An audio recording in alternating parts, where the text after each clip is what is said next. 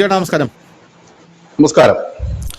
ചേട്ടാ, റഷ്യ നിരന്തരം അടികൾ വാങ്ങിച്ചു കൂട്ടുകയാണ്. നമുക്കറിയാം, റഷ്യയുടെ ഓയിൽ റിഫൈനറികളെല്ലാം തകർന്നു പോയി. ഇന്ത്യയുടെ കയ്യിൽ നിന്ന് അവസാനം റഷ്യ എണ്ണ വാങ്ങിച്ചുകൊണ്ടിരിക്കുകയാണ്. പക്ഷെ ഇപ്പോ നമുക്കറിയാം, റഷ്യ എന്താണ് അവിടെയുള്ള ആൾക്കാരൊക്കെ ചോദിക്കുന്നത്, എന്താണ് തിരിച്ചടിക്കാത്തത്, ആണവായുധം കാണാനല്ലല്ലോ വച്ചിരിക്കുന്നത് എന്നാണ് അവിടെയുള്ള സകല ആൾക്കാരും ചോദിച്ചുകൊണ്ടിരിക്കുന്നത്. അപ്പോഴും ഒരു സോഫ്റ്റ് കൗണ്ടർ റഷ്യക്ക് പല ഭാഗത്തും ഉണ്ട് യുക്രൈനോട്. പക്ഷെ ഇപ്പൊ റഷ്യ അതൊക്കെ വിടുന്നു എന്നുള്ളൊരു സംശയമുണ്ട്. അതിന് പ്രധാനപ്പെട്ട കാരണം, സോവിയറ്റ് കാലഘട്ടത്തിലെ ഏറ്റവും അപകടകരമായിട്ടുള്ള കപ്പൽ, ഇത് വെറും ഒരു കപ്പലല്ല, ഇതൊരു ആണവ കപ്പലാണ്, റഷ്യൻ കടലിൽ ഇറങ്ങിയിരിക്കുകയാണ്. നാറ്റോ രാജ്യങ്ങളിൽ ഇത് വലുതായിട്ട് പരിഭ്രാന്തി പരത്തുന്നുണ്ട് എന്നുള്ളതാണ് മറ്റൊരു കാര്യം എന്ന് പറയുന്നത്. റഷ്യൻ ന്യൂക്ലിയർ ക്രൂയിസർ അഡ്മിറൽ നഖിമോവ് എന്നാണ് ഇതിന്റെ പേര്. റഷ്യയുടെ 28,000 ടൺ ഭാരമുള്ള ആണവ ക്രൂയിസർ അഡ്മിറൽ നഖിമോവ് ഏകദേശം 30 വർഷങ്ങൾക്ക് ശേഷമാണ് കടലിൽ തിരിച്ചെത്തിയിരിക്കുന്നത്. ഹൈപ്പർസോണിക് സിർക്കോൺ കാലിബർ മിസൈലുകൾ കൊണ്ട് സജ്ജീകരിച്ചിരിക്കുന്ന ഈ യുദ്ധക്കപ്പൽ നാറ്റോ രാജ്യങ്ങൾക്ക് വലിയ തിരിച്ചടിയാണ്, വലിയ ഭീഷണിയാണ്. സോവിയറ്റ് കാലഘട്ടത്തിലെ ഏറ്റവും അപകടകരമായിട്ടുള്ള ഈ കപ്പൽ പൂർണ്ണമായും നവീകരിച്ചിരിക്കുകയാണ്. ഇപ്പോൾ ഇത് റഷ്യൻ നാവികസേനയുടെ പുതിയ ഫ്ലാഗ്ഷിപ്പായി മാറിയിരിക്കുകയാണ്. ഇത് ആർട്ടിക് മേഖലയിൽ റഷ്യയുടെ അപ്രമാദിത്വം വർദ്ധിപ്പിക്കും എന്നുള്ളതാണ് മറ്റൊരു പ്രധാനപ്പെട്ട കാര്യം.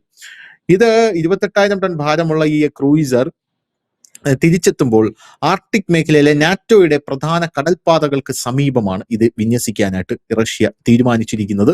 ഇത് നാറ്റോ രാജ്യങ്ങൾക്ക് ഉറക്കമില്ലാത്ത രാത്രികൾ സമ്മാനിക്കും. ശേഷമുള്ള സോവിയറ്റ് യൂണിയന്റെ തകർച്ചയ്ക്ക് ശേഷം റഷ്യക്ക് നാവികസേനയുടെ ഏറ്റവും വലിയ ആധുനികവൽക്കരണത്തിലുള്ള പരിപാടിയാണ് എന്നതൊക്കെ പറയുന്നുണ്ട്. ഇങ്ങനെയുള്ളൊരു സാഹചര്യത്തിൽ ഇത് തിരിച്ചെത്തുമ്പോൾ, അത് നാറ്റോയ്ക്ക് ഭീഷണിയാകുമ്പോൾ, യുക്രൈൻ ആക്രമണം കുറയ്ക്കാത്ത ഈ ഒരു സാഹചര്യത്തിൽ അപ്പൊ നമ്മൾ വിചാരിക്കേണ്ടത് റഷ്യയുടെ ഭാഗത്തു നിന്നും ഇനി യാതൊരു സോഫ്റ്റ് കൗണ്ടറും പ്രതീക്ഷിക്കേണ്ട. റഷ്യ സമ്പൂർണ്ണമായിട്ടും വാരി വലിച്ച്, ബിജുചേട്ടന്റെ ഭാഷ പറഞ്ഞ വാരി വലിച്ചിട്ട് അടിക്കാനായിട്ട് ഇറങ്ങിയിരിക്കുകയാണ് എന്ന് തന്നെ നമ്മൾ വിചാരിക്കേണ്ടത്. എന്തായാലും സോവിയറ്റ് നാവികസേനയുടെ ഏറ്റവും വലിയ ആണവായുധ കപ്പൽ എന്നുകൂടെയാണ് ഇതിന് പേരുള്ളത്. അതിനകത്ത് ആണവായുധം വഹിക്കാവുന്ന ഒരു കപ്പലാണ്.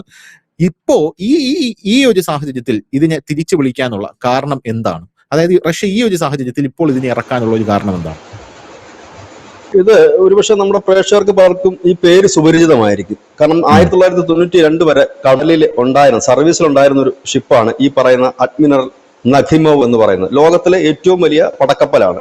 അതായത് ശരിക്കും പറഞ്ഞ ഈ പടക്കപ്പലുകളുടെ ഒരു രീതി നമുക്ക് മനസ്സിലാക്കാൻ കഴിയുന്നത്, വായിച്ചപ്പോൾ അത് മനസ്സിലാക്കാൻ കഴിയുന്നത്, പൂർണ്ണമായും ഒരു പടക്കപ്പലിനെ തകർക്കാൻ കപ്പാസിറ്റി ഉള്ള ഒരു കപ്പലൂടാണിത്. സാധാരണ വാർഷിപ്പുകൾ എന്ന് പറഞ്ഞു കഴിഞ്ഞാൽ മറ്റ് കപ്പലുകൾക്ക് ഡാമേജ് ഉണ്ടാക്കുകയാണ്, മുക്കുകയൊക്കെ ആണെങ്കിൽ ഇതിനെ പൂർണ്ണമായും ഇല്ലാതാക്കാൻ, മറ്റൊരു പടക്കപ്പലിനെ, യുദ്ധക്കപ്പലിനെ ഇല്ലാതാക്കാൻ കപ്പാസിറ്റി ഉള്ളതാണ്. അത് മാത്രമല്ല, 400 കിലോമീറ്റർ ദൂരപരിധിയുള്ള അനവധി ആണവ പോർമുനുകൾ വഹിക്കുന്ന മിസൈലുകൾ ഈ ഷിപ്പിലുണ്ട്. 20P700 എന്ന് പറയുന്ന ക്രൂയിസഡ് മിസൈലുകളുണ്ട്. ന്യൂക്ലിയർ പവറിലാണ് ഇതിന്റെ പ്രൊപ്പലറും ഷിപ്പും വർക്ക് ചെയ്യുന്നത്. ആണവോർജം ഉപയോഗിച്ച് വർക്ക് ചെയ്യുന്ന ഷിപ്പാണ്. ഏതാണ്ട് ഒരു 59 കിലോമീറ്റർ പെർ അവർ സഞ്ചരിക്കാനുള്ള കപ്പാസിറ്റി, വേഗതയിൽ തന്നെ സഞ്ചരിക്കാൻ കഴിയുന്ന ഒരു പടുകൂറ്റൻ കപ്പലാണ്. 92 വരെ കടലിലുണ്ടായിരുന്ന ഈ കപ്പല് റഷ്യ തിരിച്ചു വിളിക്കാൻ ഒരു കാരണമുണ്ടായിരുന്നു. കാരണം റഷ്യ വലിയ സാമ്പത്തിക പ്രതിസന്ധിയിലേക്ക് പോയി. അപ്പോൾ ഇതിനെ മെയിൻറ്റെയിൻ ചെയ്യുക എന്ന് പറഞ്ഞു കഴിഞ്ഞാൽ വലിയ ഒരു ഫണ്ട് ആവശ്യമുണ്ടായിരുന്നു. അങ്ങനെ ഫണ്ട് ഇല്ലാത്തത് കൊണ്ട് ഇവർ നേരെ അതിനെ ഷെഡ് കയറ്റി കഴിഞ്ഞിട്ട് ഈ ഷിപ്പിനെ കുറിച്ച് യാതൊരു വിവരവുമില്ല. സാധാരണഗതിയിൽ ഇങ്ങനെ ഈ സർവീസിൽ നിന്ന് വിരമിക്കുന്ന ഷിപ്പുകളൊക്കെ ഒന്നുകിൽ മ്യൂസിയം ആക്കി മാറ്റും, അതല്ലെങ്കിൽ പൊളിച്ചു വിൽക്കുക, ഇല്ലെങ്കിൽ മറ്റെന്തെങ്കിലും തരത്തിലേക്ക് അത് യൂസ് ചെയ്യുകയാണ് ചെയ്യുന്നതെങ്കിൽ റഷ്യ അതൊന്നും ചെയ്തില്ല. 2014 ഒരു പ്രഖ്യാപനം റഷ്യ നടത്തുകയുണ്ടായി. ഈ ഷിപ്പ് ഞങ്ങൾ പുതുക്കി പണിയും, ആധുനിക രീതിയിലേക്ക് മാറ്റി പണിയുന്നുവെന്ന്. പക്ഷെ ആരും അത് വലിയ കാര്യമായിട്ട് എടുത്തില്ല. കാരണം റഷ്യയെ സംബന്ധിച്ച് അതിനൊക്കെ കഴിയുമോ? കാരണം സാമ്പത്തികം ഒരു വലിയ വിഷയമാണ്. റഷ്യക്ക് അത് കഴിയും, അവർക്ക് അതിനുള്ള ടെക്നോളജി ആളും എല്ലാം ഉണ്ടെങ്കിൽ തന്നെ സാമ്പത്തികം തന്നെ വേണമല്ലോ. അപ്പൊ അത് പറ്റുമെന്ന് എഴുതി. പക്ഷെ 2025 ആയപ്പോഴേക്കും റഷ്യ അതിന്റെ പണികളെല്ലാം പൂർത്തിയാക്കി പറഞ്ഞു, ഇതാ ഞങ്ങളുടെ ഈ പടുകൂറ്റൻ പടക്കപ്പൽ ഇതായിട്ട് തയ്യാറായി നിൽക്കുന്നു എന്ന് പറഞ്ഞു.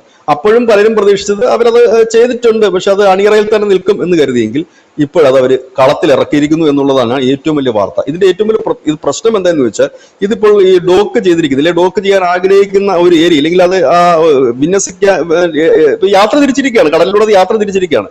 അവരുടെ ഹെഡിങ് തന്നെ അങ്ങനെയാണ്. 30 വർഷത്തിന് ശേഷം ആ പടുകൂറ്റൻ കപ്പൽ ലോകത്തിന് കാണാൻ കഴിയുന്നുണ്ട്, കടലിൽ ഇറങ്ങിയിട്ടുണ്ടെന്നും പറഞ്ഞായിരുന്നു.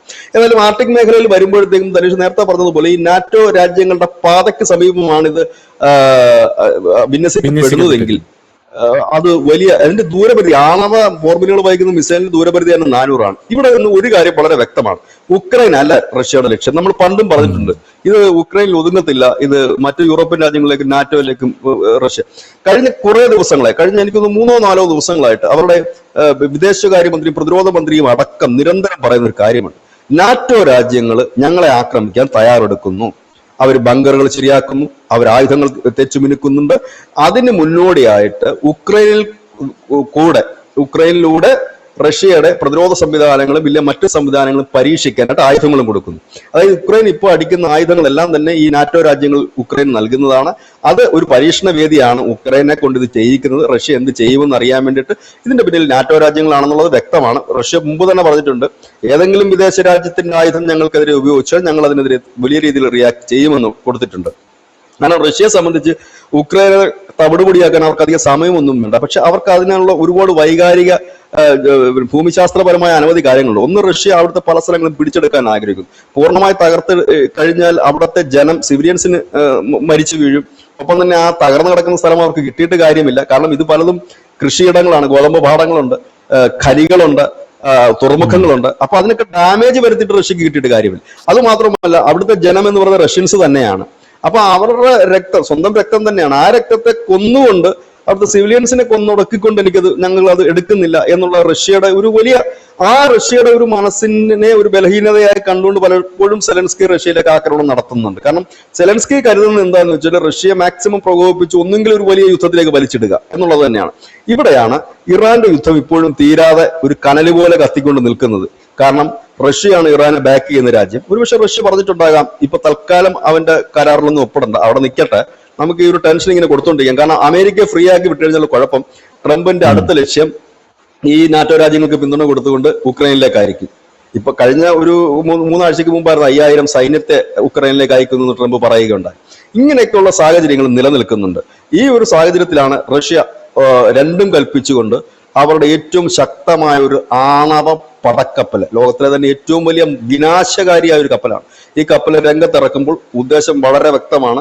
നാറ്റോ രാജ്യങ്ങൾ ഭയന്ന് വിറച്ചിരിക്കുകയാണ്, പല നാറ്റോ രാജ്യങ്ങളും. കാരണം പുടിനാണ്, വെളിവും വെള്ളിയാഴ്ചയും ഇല്ല, അങ്ങനെ നിയമവും നീതിയും നോക്കുന്ന ഒരു മനുഷ്യനല്ല. എപ്പോഴും എന്തും സംഭവിക്കാം. പ്രത്യേകിച്ച് പുടിന്റെ ലിസ്റ്റിലുള്ള രാജ്യങ്ങളാണ് ഒന്ന് UK, ജർമ്മനി, ഫ്രാൻസ്. ഇതെല്ലാം പുടിന്റെ എന്താണ് പറയുന്നത്, ആജന്മ ശത്രുക്കളാണ്. ഇതെല്ലാം ഉണ്ട്. പിന്നെ ഇതിനിടയിൽ കുറെ വെയിറ്റ് ലിസ്റ്റിലുള്ളത്, ഇനി ഇതിന്റെ ഇടയിലൊക്കെ കുറെ കുഞ്ഞന്മാരുണ്ട്, പോളണ്ടിനെ കണക്കുള്ളത്, അങ്ങനെയൊക്കെയുള്ള ചെറിയ മാൾട്ടോവ, കുഞ്ഞു രാജ്യങ്ങളുണ്ട്. അപ്പം അങ്ങനെയുള്ളവരുണ്ട്. ഇവരൊക്കെയാണ് പ്രതിസന്ധിയിലാകുന്നത്. വമ്പന്മാര് പ്രതിസന്ധിയിലാകില്ലല്ലോ ഒരിക്കലും. അവർക്ക് പിടിച്ചു നിൽക്കാനോ അല്ലെങ്കിൽ അവർക്ക് സംരക്ഷണം ഒരുക്കാനുള്ള കവചങ്ങളും കാര്യങ്ങളും കാണും. ഈ കുഞ്ഞൻ രാജ്യങ്ങൾ 10-27 രാജ്യങ്ങളില്ലേ ഇതിനകത്ത്, ഈ നാറ്റോ സഖ്യം എന്ന് പറയുന്നത്. ഇതിനകത്ത് ഒരുപാട് പട്ടിണിപ്പാവങ്ങളും ഉണ്ട്. ഈ യുദ്ധം വന്നാൽ പെട്രോൾ അടിക്കാൻ നിവൃത്തിയില്ലാത്തവർ, അങ്ങനെയൊക്കെയുള്ള ഒരുപാട് ദരിദ്ര രാജ്യങ്ങളുണ്ട്. നമ്മൾ വിചാരിക്കുന്ന സായിപ്പന്മാരെല്ലാം വലിയ പൈസക്കാരല്ല, പാവപ്പെട്ടവരുണ്ട്. ഇതെല്ലാം ഒരു പ്രതിസന്ധിയിലേക്കാക്കും. പുടിൻ അങ്ങനെ എവിടെയെങ്കിലും എങ്ങോട്ടെങ്കിലും ഒരു മിസൈലെങ്കിലും പായിച്ചാൽ ലോകത്തിന്റെ മുഴുവൻ സിസ്റ്റം ചേഞ്ച് ആവും. ലോകത്തിന്റെ മുഴുവൻ സിസ്റ്റം ചേഞ്ച് ആകുമെന്ന് പറഞ്ഞാൽ ഇന്നിപ്പോ പെട്രോളിന് 5 രൂപ കുറഞ്ഞിട്ടുണ്ട് നമ്മുടെ ഇന്ത്യയിൽ, 3 രൂപ ഡീസലിന് കുറഞ്ഞിട്ടുണ്ട്, വാണിജ്യ സിലിണ്ടറിന് 183 രൂപ 50 പൈസ കുറഞ്ഞിട്ടുണ്ട്. ഇതൊക്കെ ഇന്നത്തെ കാര്യമാണ്. നാളെ ഈ മിസൈൽ എവിടെങ്കിലും ഒന്ന് പതിച്ചാൽ ഈ സിസ്റ്റങ്ങളെല്ലാം മാറും.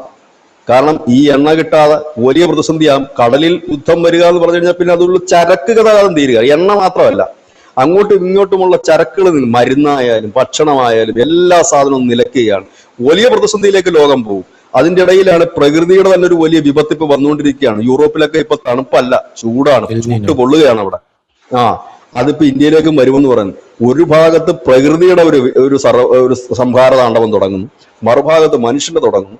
അങ്ങനെ ഒരു യുദ്ധസമാനമായ സാഹചര്യം ഇപ്പൊ റഷ്യ ഇത് ഇറക്കുന്നു എന്ന് പറയുമ്പോൾ ലോകം തന്നെ കിടുങ്ങിയിരിക്കുകയാണ്. കാരണം എന്തും സംഭവിക്കും. കാരണം റഷ്യ ഇതുപോലെയുള്ള കാര്യങ്ങളിലേക്ക് ഇറങ്ങിത്തിരിക്കുക. അവർ പറഞ്ഞിട്ടുണ്ട്, ഞങ്ങളുടെ പവർ അറിയാമല്ലോ, കടലിലുള്ള ഞങ്ങളുടെ ശക്തി അറിയാമല്ലോ എന്നൊക്കെ അവർ പറഞ്ഞിട്ടുണ്ടെങ്കിലും അവരിത് ചെയ്യുമെന്ന് ആരും പ്രതീക്ഷിച്ചില്ല. ചെയ്തു. ഇനി എന്തെന്നുള്ളത് വരും ദിവസങ്ങളിൽ നമുക്ക് അറിയാൻ കഴിയും.